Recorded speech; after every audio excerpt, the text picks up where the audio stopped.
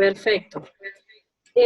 Bueno, lo que yo tengo que hablar acá un poquito es el tema de la responsabilidad civil basado en la película, ¿no? Que es la que hemos leído en carne propia, la que hemos visto, perdón.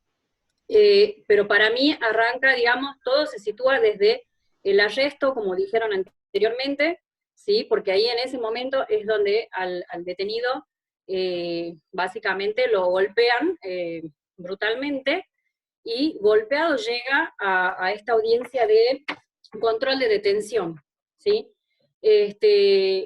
Han sido una seguidilla de actos para mí, como dicen, como bien decían, que a la jueza le faltaba el corta uñas, no lo mira, no presta atención, es como que casi no está en la audiencia, ¿sí? Lo mismo hace el fiscal, y el defensor, la verdad que hace prácticamente nada. Igualmente, el detenido siempre está pidiendo su abogado de confianza, y creo que inclusive da el nombre del abogado para que lo llamen, cosa que nunca sucede. Con muy poca intervención de su defensor, sale la prisión preventiva por un mes, creo, con fecha para el juicio, ¿sí? Una vez que está detenido, empiezan a llevarlo de un lugar a otro. También la atención médica me parece que no ha sido la correcta, o sea, no hubo una condición, una debida condición carcelaria por los golpes y todos los daños que él tenía a su salud. Los médicos, él ha manifestado que quería, inclusive en repetidas oportunidades, hablar con su abogado, que él no estaba en contra del tratamiento ni de los estudios, sino que lo que él quería era que llamen a su abogado. No nos tenemos que olvidar que también se encontraba incomunicado, porque los padres, cuando quisieron verlo, nunca pudieron hacerlo en todo el tiempo que estuvieron detenidos. Fueron un día, le dijeron vuelva a los 2 días, nunca pudieron verlo al hijo, ¿sí? Con el resultado de que este chico a los 7 días fallece, ¿sí? Entonces ya, es más, la familia recién lo ve cuando ya está muerto en la morgue, ¿sí? Lo más importante acá es ver qué responsabilidad tiene cada uno de los que ha actuado desde el momento de la detención, por lo menos para mí, hasta el momento de su fallecimiento. Los policías son los primeros que para mí tienen responsabilidad, si bien no está titulado así. En el caso de tener que plantear una acción civil, yo demandaría de igualmente a los policías y obviamente al superior gobierno de la provincia. Bueno, supongamos que se sitúa en Tucumán, de Tucumán, ¿no? Porque ellos han sido básicamente los que han cometido las lesiones contra Estefano. Posteriormente habría que ver qué responsabilidad tienen tanto jueces, el fiscal, como el defensor oficial. Y ahí los podemos englobar a todos en la responsabilidad estatal, ¿sí?, del Poder Judicial.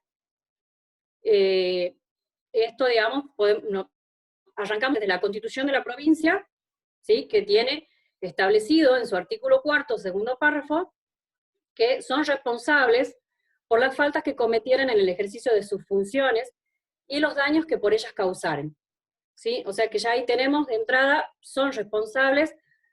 Obviamente hubo una muerte, ¿sí? De ahí también es importante, porque siempre, digamos, la pregunta es, ¿se lo demanda al juez únicamente en su investidura de juez, o también la demanda tiene que ser personalmente contra él? ¿Sí? Y también tenemos en la Constitución provincial, ¿sí?, que obviamente, digamos, van a responder, digamos, van a correr con la responsabilidad común que le correspondiera en cada caso. Por ende, la demanda, además de ir contra el Poder Judicial, tiene que ir contra el juez, fiscal y defensor oficial, ¿sí? Obviamente, cuando hablamos de responsabilidad civil, siempre los que hemos leído y hemos estudiado el Código de Vélez Sarsfield, nos situamos ahí, en el Código Civil de Vélez Sarsfield, que tenía en su artículo 1112, ¿verdad?, el tema de la responsabilidad por el cumplimiento irregular de las obligaciones, y supuestamente estaban comprendidas ahí, pero con el nuevo código ya no. Tenemos directamente, desde el artículo 1764 al 1766, en donde habla de la responsabilidad del Estado, pero ya en este caso no lo vamos a tratar ahí, sino que nos manda, ¿sí?, a lo que vendría a ser el derecho administrativo, que puede ser nacional o local. Por ese motivo nos remitimos a la ley de responsabilidad estatal, en la cual tenemos que ir a, digamos, a 3 artículos, y esto porque es importante. Porque tenemos que ver si la responsabilidad del Estado es por actividad e inactividad ilegítima, o si es por la responsabilidad estatal de actividad legítima. Acá no sé si quieren que les diga, pero tiene, digamos, los supuestos que se tienen que dar para cada tipo de responsabilidad, ¿sí? Daño cierto debidamente acreditado, imputabilidad material de la actividad o inactividad, relación de causalidad adecuada entre la actividad o inactividad del órgano, o sea que ahí estaríamos con el primer artículo, que sería el 3, ¿sí? Esa sería por la actividad o inactividad ilegítima. En el caso del artículo 4, que es por la actividad legítima, igualmente pide daño cierto y actual, imputabilidad material también de la actividad de un órgano estatal, y la relación de causalidad directa, inmediata y exclusiva entre la actividad estatal y el daño, y la ausencia del deber jurídico de soportar el daño del damnificado. ¿Cuál es el tema? ¿Por qué son importantes? Y por qué es importante distinguir qué tipo de responsabilidad es. Porque el artículo 5 específicamente aclara que los daños causados por la actividad judicial legítima del Estado no generan derecho a indemnización. O sea, si nos encontráramos, si todo el proceso hubiera sido legítimo, todo, no podríamos reclamar, ¿sí? Y bueno, esto básicamente se basa porque si no, cada vez que uno estuviera desconforme de una sentencia, me parece a mí, podría demandar a un juez, ¿sí? Entonces se tienen que dar estos supuestos. Al menos a mi parecer, nosotros nos englobamos en el tema de la actividad e inactividad ilegítima. Por ende, la responsabilidad y el reclamo de indemnización sería procedente. Básicamente, tenemos que ver que tanto los jueces, los fiscales y los defensores públicos están englobados todos en el Poder Judicial, ¿no? Si bien está ahora la normativa, en la ley todavía hay cosas que no se han terminado de separar, por ende, la Secretaría Administrativa Judicial es la que se encarga, ¿no? O sea que la demanda va al Poder Judicial. En el Código de Procedimiento Administrativo de Tucumán está establecido lo que vendría a ser el procedimiento. Cuando la demanda es contra el Poder Ejecutivo, ¿verdad? Vamos a demandar al superior gobierno y al Poder Ejecutivo se le tiene que correr el traslado. Ese sería el caso de los policías. En el caso del Poder Judicial, el traslado de demanda se realiza a la Corte Suprema, ¿sí? Y obviamente en este código vamos a encontrar todo lo que vendría a ser el procedimiento, desde qué requisitos tiene que tener la demanda, los plazos, contestación, prueba, que el Estado no puede ser llamado a absolución de posiciones, únicamente como testigo, ¿sí? Y de ahí, lo que nosotros tenemos acá, la verdad hay una sola jurisprudencia que logré encontrar yo, por lo menos, del fuero local, ¿sí? Y en esa, lo que nos dice es que puede progresar, ¿sí? Pero tiene que estar, digamos, el daño tiene que ser declarado ilegítimo, ¿sí? Y, digamos, tiene que ser, se tiene que dejar sin efecto. A ver, esperen chicos, me perdí porque esto es una jurisprudencia bastante vieja, no es con el código nuevo, no tenemos nada nuevo. Lo que sí hay un poco de doctrina, tenemos que Marianov lo que dice es que los jueces no pueden tener el privilegio de no ser demandados por los daños que ellos ocasionen. Así que por eso ellos consideran que los jueces también tienen que poder hacerse cargo básicamente de los daños y de la responsabilidad civil que su accionar genere, ¿no? Que en este caso ha sido la muerte del chico Estefano. Básicamente sería eso. No les puedo hablar desde mi experiencia personal porque todavía yo no demandé al Poder Judicial, No conozco a nadie que todavía acá lo haya hecho, así que todo sería una cuestión para, en el caso que nos llegue algún tema así, estudiarlo y tener los elementos para tratar de plantearlo. Esa sería básicamente lo que yo tengo para decirles, no sé si tienen alguna pregunta. Colegas, los que tengan alguna pregunta, habiliten su audio, por favor. Doctora, sí, Walter, ¿te molesta? ¿Sí? Doctora, ¿te molesta una pregunta? En sí, las demandas contra el Estado no es que no me interese, sino es que sea subsidiaria. Porque yo soy de la visión de que hay que cambiar, digamos, la mentalidad de demandar al Estado, ya sea por negligencia o impericia del Poder Judicial, Poder Ejecutivo o Legislativo, sino más demandar, hacer la demanda más a la persona, que es quien crea digamos, la responsabilidad estatal. Me interesaría saber si tienes conocimiento de demanda hacia la persona, digamos, del Poder Judicial, en este caso un juez, o por ejemplo, el jefe de policía, y no al Estado en sí, por el incumplimiento o por la responsabilidad civil que haya tenido un jefe de policía, un juez, un fiscal o un legislador. O sea, denuncias, digamos, de daño y perjuicio contra la persona en sí. De la policía sí hay. Hay muchos y suelen salir solidariamente responsables con la provincia. El de juez, acá en la provincia, no he tenido conocimiento yo de que alguien haya demandado a un juez civilmente, en la persona. Pero lo que yo justamente he buscado y he tratado de ver es que sí se lo puede hacer. Si tenemos, digamos, los medios como para plantearlo, cuando se da un caso tan impactante como este, ¿sí? Que como decimos, hemos llegado a la muerte de este chico en 7 días, nunca llegó al juicio, y la familia nunca lo pudo ver. En este caso...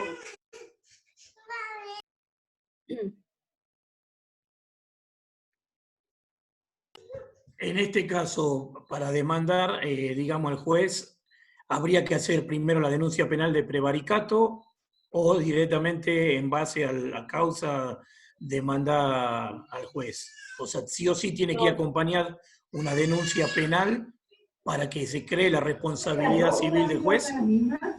Me parece que prevaricato no, me parece que sería el cumplimiento de los deberes de funcionarios públicos por lo menos. Exacto. Exacto. Estoy de acuerdo con el doctor Maldonado. Prevaricato para mí no. Para mí no. El prevaricato supuestamente cualquier resolución o fallo contrario al derecho. O sea, para mí sí, el incumplimiento entraría como en un concurso, pero para mí, en este caso, el delito en sí entraría el prevaricato, que estaría fallando contrario o arbitrariamente, o el desconocimiento también es prevaricato. Sí, pero en este caso nosotros me parece que tenemos que apuntar... ¿Qué está haciendo? Perdón, disculpe. Hay que apuntar a la actitud, digamos, de la jueza, ¿sí? Que justamente lo que yo venía escuchando con los colegas, no prestó atención, no pidió una pericia de cómo estaba el detenido. La verdad que yo penal no, no es mi fuero, pero he escuchado y he estado estudiando. O sea, tenía, digamos, la jueza que ver, inclusive en el mismo fragmento que se ve de la película, él aclara que le cuesta hablar, porque inclusive él tiene que repetir su año de nacimiento. O sea, él está viendo el daño que tiene y nunca pregunta ni le llama la atención por qué llega así golpeado, que casi no puede hablar ni caminar prácticamente. Me parece que a eso hay que apuntar.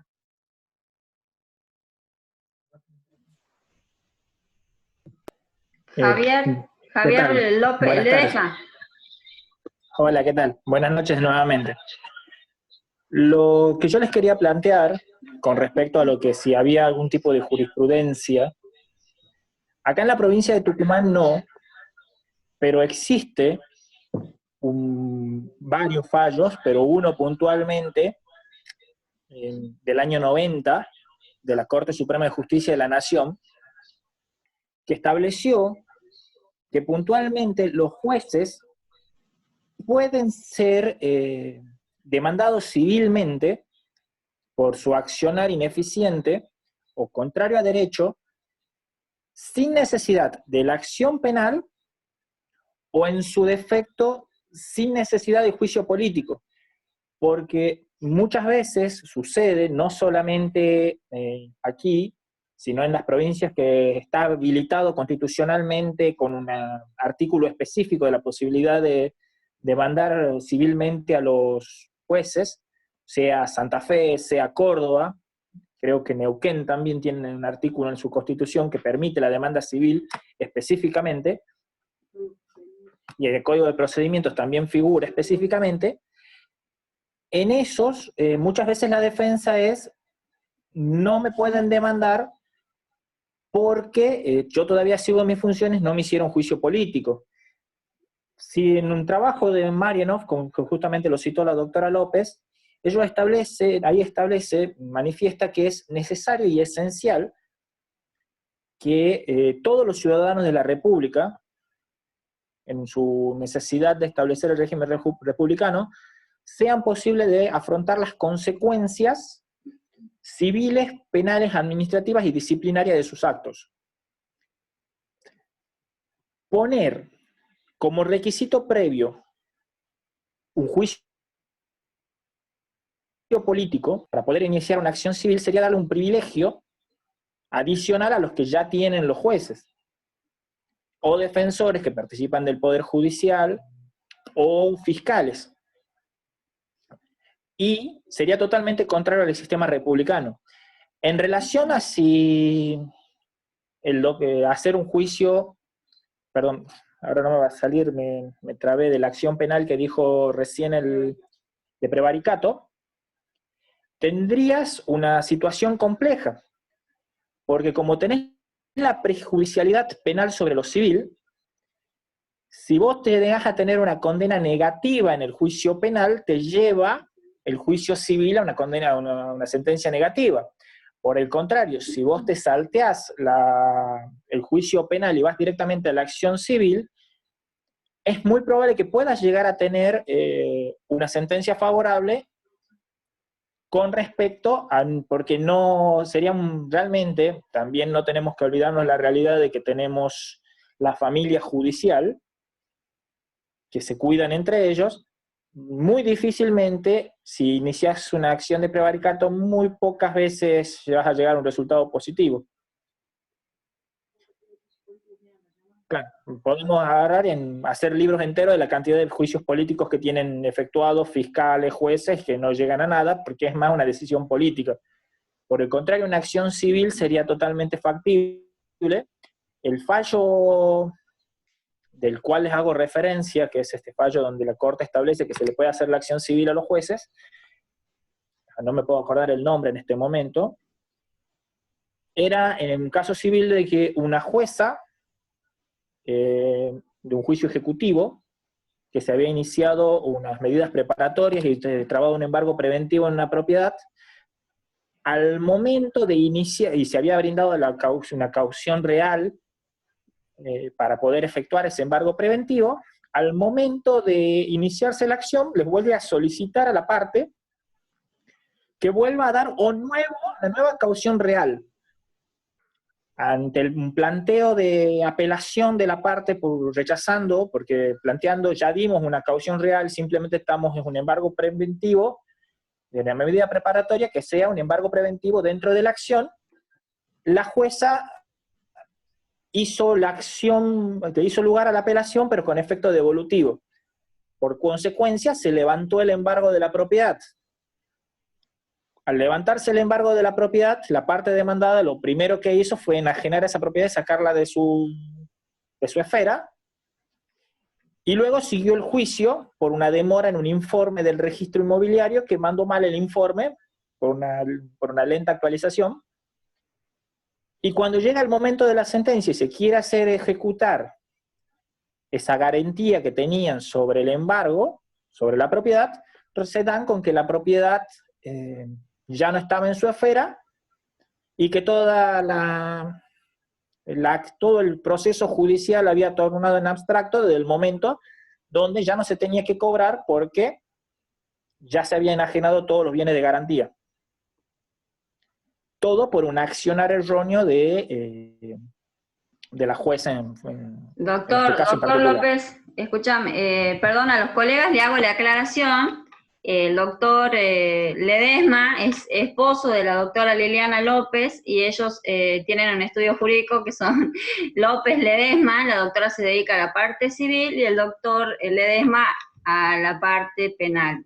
Así que, bueno, si alguien más tiene una pregunta, sigamos con la doctora. David, creo que tenías una pregunta. ¿Me permitís, Sí, doctora? sí, doctor, sí, por favor. Bueno, yo tengo mis reservas respecto de esto, porque si sería tan sencillo promover alguna acción civil contra los jueces, que de hecho no conozco ninguna en 20 y pico de años que llevo ejerciendo la profesión, entiendo que sería una cuestión que tiene que ver primero con la posibilidad de que el juez sea libre en cuanto a sus fallos, con lo cual esto estaría condicionado a una mala praxis. Pero haciendo abstracción de eso, lo llevo al Código Procesal, que es lo que nosotros vivimos y es el pan nuestro de cada día. La reforma, o mejor dicho, el nuevo Código Adversarial, manifiesta que en caso de sobreseimiento del imputado, se le abriría, si este lo estima necesario, la vía administrativa correspondiente para buscar los daños y perjuicios. Eso sumado también a la idea de que ya ni siquiera se discute en el caso de una defensa penal técnica que fuese inoficiosa, es decir, una mala defensa.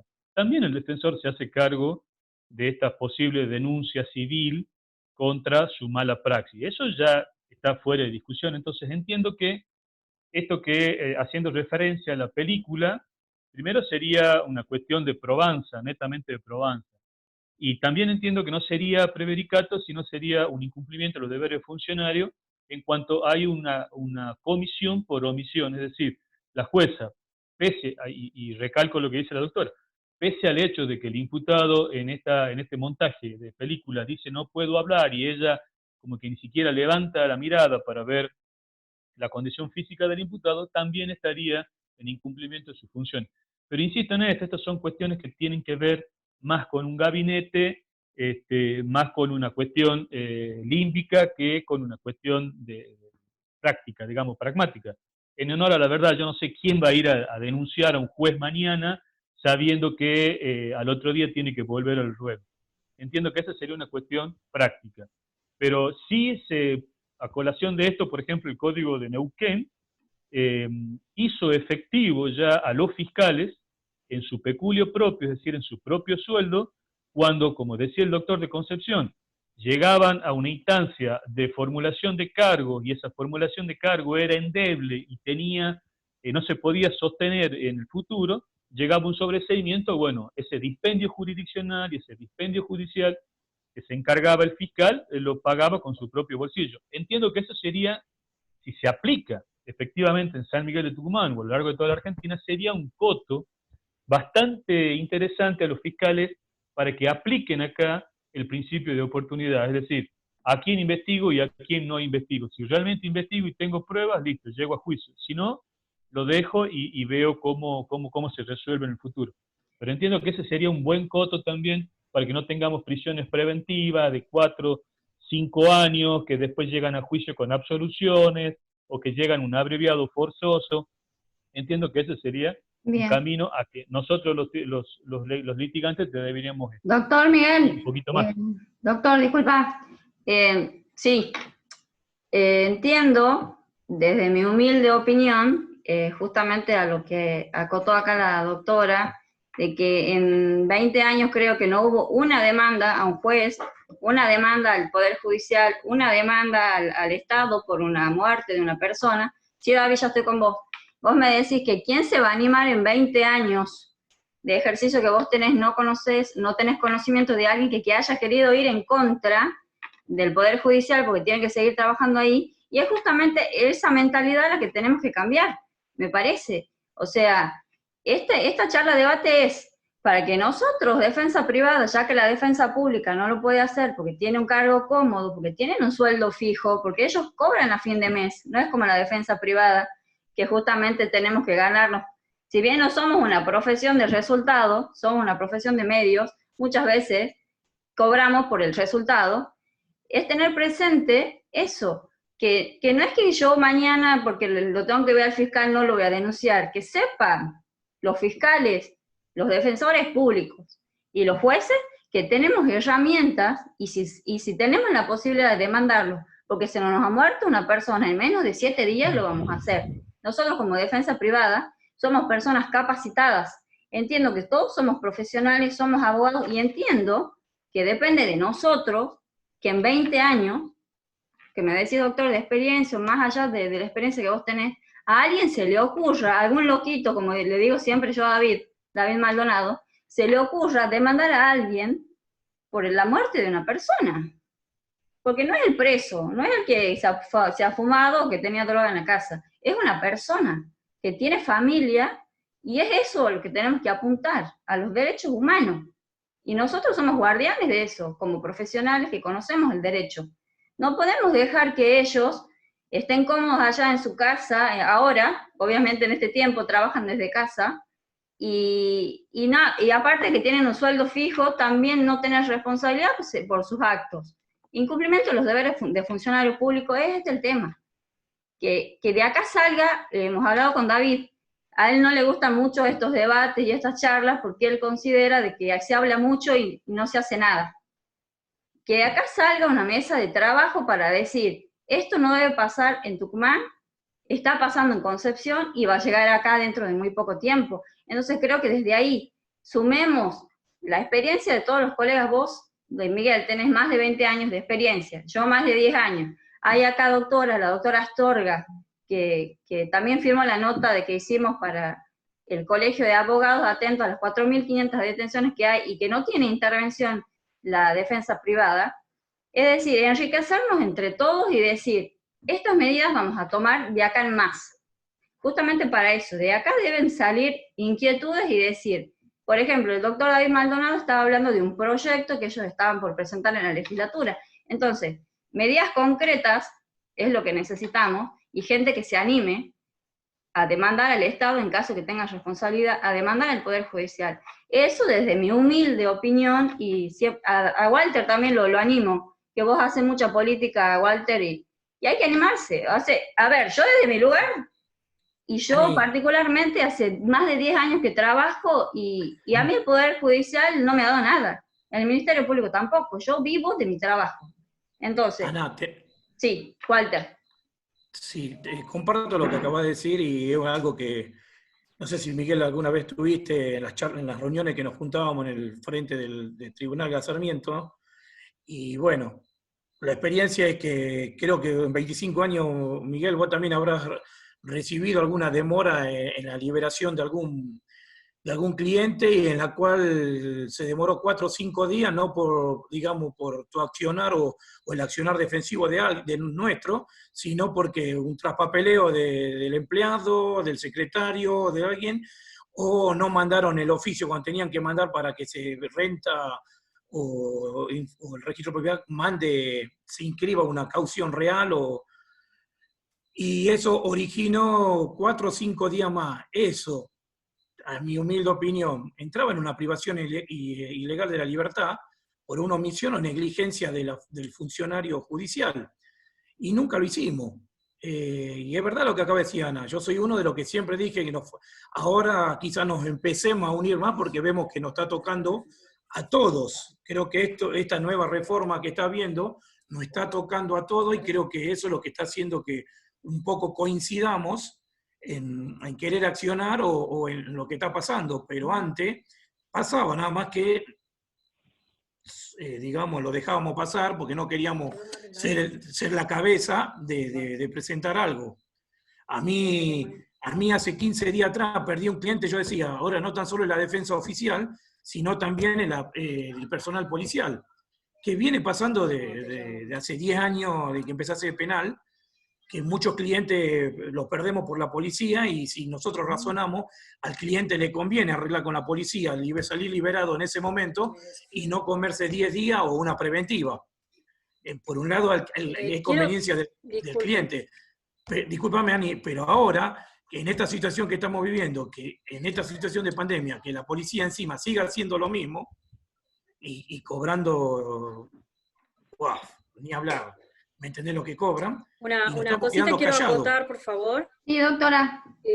Yo lo que quiero aclarar, acá lo que decía el doctor Miguel, sí es cierto, yo no conozco quien se haya animado a demandar al Poder Judicial. Es más, mi padre tiene más de 30 años en el ejercicio, obviamente en el foro civil, y creo que si yo le pregunto a él me va a aconsejar no demandar al Estado. Sí a la policía, ojo, tenemos inclusive sentencias, digamos, en contra de policías, y también podemos ver que a jefes de la policía también hacen demanda, ¿no? Digamos, civilmente, para que respondan ellos en su persona. Básicamente lo que yo tenía acá que buscar y hablar es si tenemos las herramientas para poder entablar esa demanda. Creo que a eso iba apuntada mi charla. No, como yo dije, no es que yo tenga una experiencia propia, porque yo en los 10 años de profesión, más de 10 años que tengo, no he demandado nunca al Poder Judicial. Así que bueno, básicamente era eso, buscar las herramientas y más o menos guiarnos en qué código nos tenemos que situar, ¿no?